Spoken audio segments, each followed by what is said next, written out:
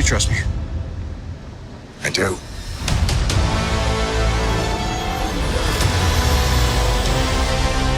여러분 안녕하세요, 삐맨입니다. 오늘은 아이언맨의 미래 그리고 캡틴 아메리카 4편과 그의 미래에 대한 소식을 총정리해보려고 합니다. 우선 아이언맨의 미래하면 아이언맨 4편의 이야기를 빼놓을 수 없을 것 같습니다. 처음으로 4편의 소식이 확인되었던 것은 무려 2014년으로 아이언맨 3편을 성공적으로 마무리 짓고 앨런 쇼에 출연한 로다주가 직접 밝혔습니다. Will there be a fourth Iron Man? We're in the middle of a negotiation. So yes. Yeah. Okay, yes. Okay, good. Yes. 하지만 그 후 어벤져스 엔드게임이 나올 때까지 아이언맨 4편은 없었던 것으로 보아 무산되었다는 것만 추측할 수 있고, 솔직히 인피니티 워 엔드게임에서 아이언맨의 활약이 엄청났기 때문에 아이언맨 4편에 대한 사람들의 아쉬움을 덜어줄 수 있었던 것 같습니다. 게다가 엔드게임까지의 여정을 끝낸 후에도 로다주는 아이언맨에 대한 지속적인 애정, 동료 마블 배우들의 생일이나 그들의 커리어에도 관심을 보이며 마블과 관련된 모든 것에 가족 같은 행보를 보여왔는데, 2021년 7월 무려 5천만 명의 팔로워가 있는 그의 공식 인스타그램 계정에서 40명이 넘는 동료 마블 배우들과 마블 제작진들을 전부 언팔했고, 곧이어 공식 트위터 계정에서도 60명이 넘는 마블 배우 및 제작진들을 전부 언팔했으며, 그가 2009년 트위터 계정을 만들었을 때부터 유지해오던 아이언맨 이미지도 최근 교체되었습니다. 그는 왜 이런 선택을 내리기 시작한 것일까요?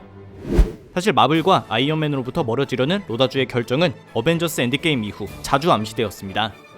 2020년 1월 조로건 팟캐스트를 나와서 이런 질문을 받기도 했는데, Is the door to Iron Man totally closed? Because I don't believe it is. Oh. You guys can go through time now. 라고 하니 Starting up again is off the table. I feel I've done all I could with that character. There'd have to be a super compelling argument and a series of events that made it obvious. But the other thing is, I want to do other stuff. Right, of course. Yeah, of course. 라고 답변했습니다. 실제로 그는 엔드게임 이후 끊임없이 밀려들어오는 러브콜을 거절하고 자신이 직접 설립한 제작사인 팀 다우니를 중심으로 활동하고 있는데, 아내인 수잔 다우니가 제작한 영화 닥터 두리틀, 팀 다우니의 제작이 확정된 셜록 홈즈 3편에 출연 등 대부분의 배우 활동은 자사의 작품들을 위주로만 참여하고 있고, 외부 작품도 극소수만 참여하고 있는데, 그중 하나가 박찬욱 감독님의 미드, 동조자의 악역으로 출연하는 건입니다. 한편 배우 일보다 조금 더 힘을 쓰는 것은 제작자로서의 역할인데, 얼마 전 넷플릭스에 공개된 스위트 투스가 바로 수잔 다우니와 함께 공동 제작을 맡은 드라마입니다. We heard there was this great graphic novel series, and they just had this incredible emotional breadth of the storytelling. 이렇듯 영화 쪽 활동을 최소화한 그가 최근 가장 활발하게 활동하고 있는 곳은 그의 또 다른 회사 풋프린트 콜리션입니다.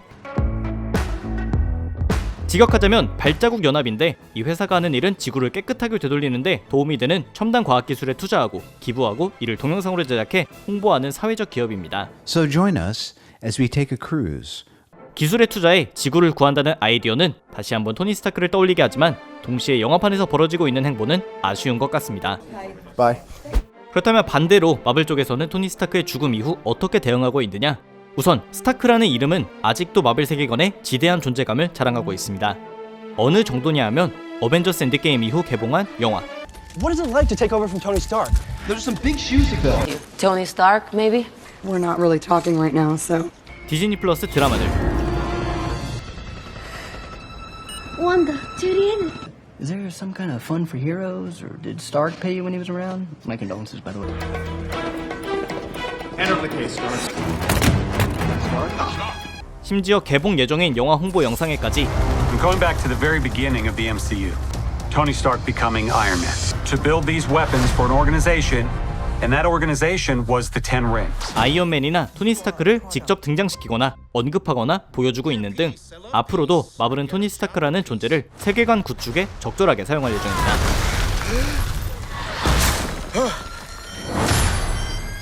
게다가 아이언맨 수트를 향후 입을 존재로 무수히 많은 아이언맨 수트의 등장이 확정된 워머신 제임스 로드 주연의 디즈니 플러스 시리즈 아머 워즈도 준비하고 있고, A classic Marvel story about Tony Stark's worst fear coming true. It's what happens when his tech falls into the wrong hands. 이에 아이언맨의 뒤를 잇는 캐릭터 아이언 하트는 배우도 선정이 완료되었고, 블랙팬서 와칸다 포에버의 등장도 확정되었으며 단독 드라마도 현재 제작 준비에 들어가고 있는 상황입니다. 마블이 이렇게 토니 스타크를 자주 활용하면서도 동시에 그의 뒤를 잇는 누군가를 발굴하는데 활발한 이유는, 본인들도 토니 스타크의 영향력에 굉장히 공감하면서도 이미 대체할 수 없는 수준으로 파급력을 갖춘 로다주의 그늘에서 벗어나고자 함을 엿볼 수 있는데, 아이언맨 1편까지만 해도 출연료가 하나 5억 원 수준에 그쳤지만 폭발적으로 성장하는 그의 가치에 비례해서 출연료 계약을 여러 번 수정한 끝에 어벤져스 인피니티 워와 엔드게임 2편으로 1,000억 원 이상의 출연료를 받기도 했습니다.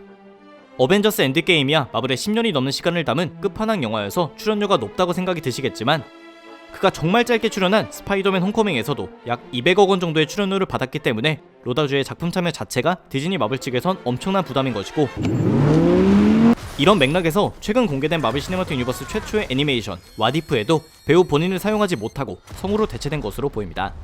Do we know each other? 종합적으로 배우 본인도 아이언맨에서 멀어지고 싶어하며 제작사 쪽에서도 아이언맨의 영향력은 활용하되 그의 직접적인 컴백은 회피하고 있기에 아이언맨의 미래는 대체자를 찾는 방향으로 설정되었다 결론 지을 수 있습니다. 반대로 우리의 캡틴 스티브 로저스인 크리스 에반스는 로다주와는 상당히 다른 길을 걷게 될 것 같습니다. 우선 어벤져스 엔드게임이 끝나고 크리스 에반스도 캡틴 아메리카 역은 완전히 끝났다라고 밝혔습니다. 다른 작품을 홍보하기 위해 나온 BBC와의 인터뷰에서 이렇게 이야기했었는데, And Chris, is Captain America definitely done? Yeah, I think it's done. I mean, what are the chances to have a character span that long a time? It would be risky to revisit. I think it's better just to be left that way. 하지만 그가 인터뷰를 하고 불과 3개월 뒤인 2021년 1월 마블에서 딱 한 편짜리 계약을 크리스 에반스와 다시 체결했다는 소식이 들리기 시작합니다. 당연히 공공연하게 어떤 영화인지 혹은 드라마인지는 밝혀지지 않았지만 그로부터 7개월이 지난 2021년 8월 팔콘 앤 윈터 솔저 이후 공식적으로 캡틴 아메리카가 된 배우 앤서니 매키의 캡틴 아메리카 4편 계약 체결 소식이 확인되었습니다.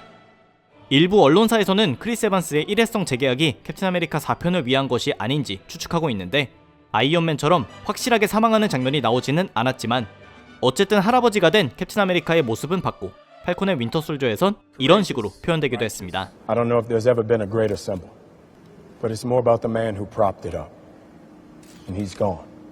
저도 이때까진 스티브가 죽었다고 생각했는데 마블 쪽에선 작가에게 스티브가 죽었는지 살았는지 알려줄 수 없다고 했고, 때문에 작가는 그의 생사와 관련해서 최대한 애매하게 표현했다고 합니다.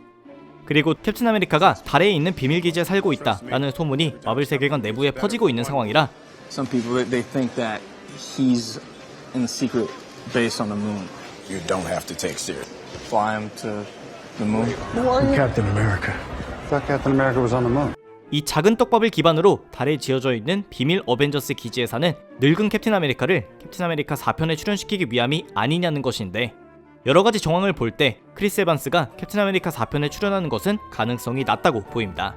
우선 크리스 에반스도 로다주만큼은 아니지만 수백억 원 규모의 출연료를 받는 배우이고, 그렇게 비싼 배우를 달 기지에서 살고 있는 할아버지라는 설정으로 출연시키기엔 아까울 뿐더러 무엇보다 팔콘 앤 윈터 솔저를 기점으로 샘 윌슨 캡틴 아메리카에게 최대한 후광을 몰아줘야 하는데 굳이 1대 캡틴을 출연시킬 필요가 있냐는 것입니다. 게다가 1대 캡틴이 2대 캡틴에게 방패를 넘겨주고 네가 내 뒤를 이어라 라는 중요한 장면들도 어벤져스 엔드게임에서 떡하니 보여준 마당에 다시 두 사람이 만나는 것은 엔드게임에서의 장면의 무게감만 떨어뜨린다고 생각합니다. Like it's someone else's. It isn't.